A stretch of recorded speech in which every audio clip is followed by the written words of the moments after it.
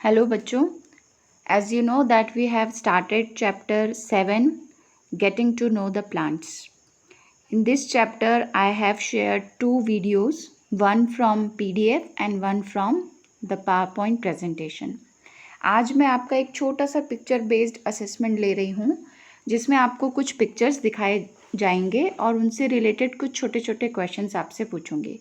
What you have to do is आपको एक paper लेना है, उस पेपर पे इन सारे क्वेश्चंस के आंसर लिखने हैं, उसकी फ़ोटो लेकर के आपको मुझे भेजना है.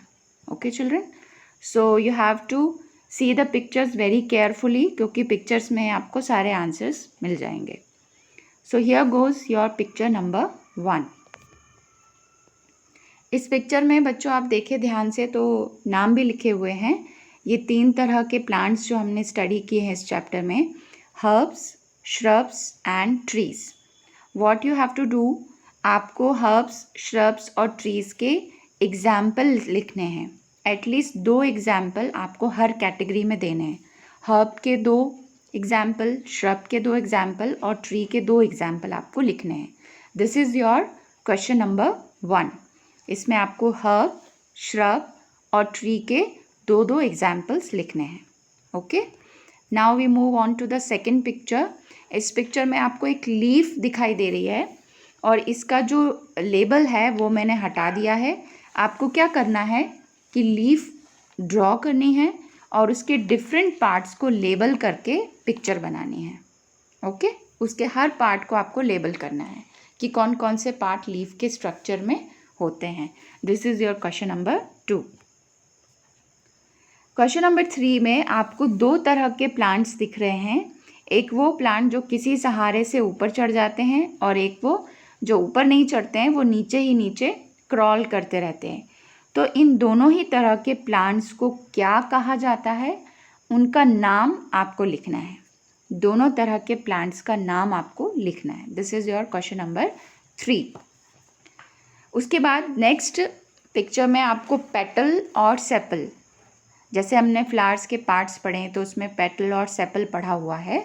तो ये पेटल और सेपल क्या होते हैं आपको 1 लाइन में डिस्क्राइब करना है. ज़्यादा नहीं लिखना है, सिर्फ 1 लाइन में आपको डिस्क्राइब करना है कि पेटल्स क्या होते हैं और सेपल्स क्या होते हैं. Okay, now we move on to the next question. In this question you can see roots. कुछ रूट्स आपको दिखाई दे रही हैं. रूट्स के बच्चों हमने 2 टाइप्स पढ़े हैं, तो आपको बताना है कि ये कौन से टाइप की रूट है, which type of root it is. इस रूट का आपको नाम बताना है.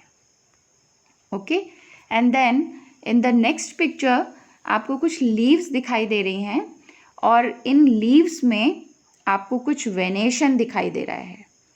मतलब वेन्स का जो अरेंजमेंट होता है लीफ के ऊपर, इसके बारे में भी हम पढ़ चुके हैं.